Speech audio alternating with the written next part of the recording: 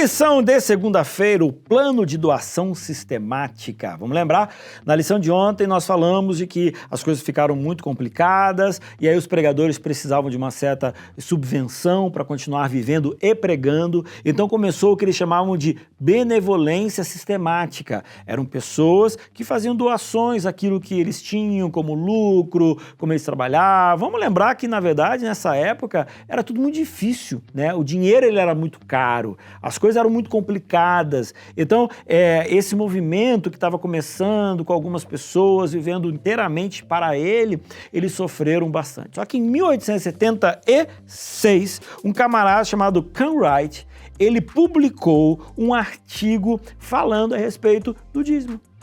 E é interessante que ele analisou a vida de Abraão. E quando você olha para a Bíblia, você percebe que a primeira, menção de dízimo é Abraão. Abraão, ele agora vai lá e devolve o dízimo para Melquisedeque. Só que é simplesmente uma informação.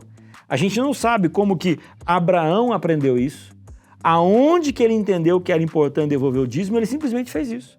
E quando que isso acontece? Isso acontece lá em Mateus, na época de Jesus? Não. Isso acontece, depois do êxodo do povo de Israel? Não. A gente vê isso acontecendo lá atrás, no iniciozinho da história, lá no Gênesis, com Abraão, aquele que foi chamado por Deus, aquele que primeiro foi chamado por Deus, ele já sabia a respeito do dízimo.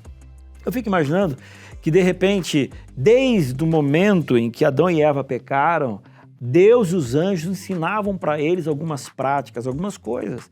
Olha, isso aqui você pode comer, isso aqui você não pode comer, isso aqui você pode fazer, isso aqui não pode fazer. Óbvio que tanto eles quanto seus filhos, alguns faziam a instrução de Deus, outros não faziam nada que Deus tinha instruído. E, inclusive isso antes do pecado e depois do pecado isso aconteceu.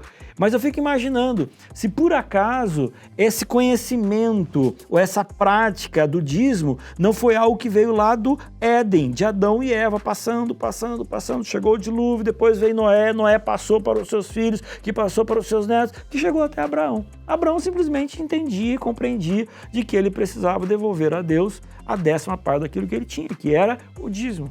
Quando Ken Wright entendeu esse conceito lá em Abraão, trouxe para a igreja discutiu e aí então começou o que a gente conhece hoje como a doação das ofertas e a devolução em fidelidade dos dízimos, principalmente do dízimo e, no caso da oferta, aquilo que vai em seu coração, ok? Amanhã a gente continua com essa história.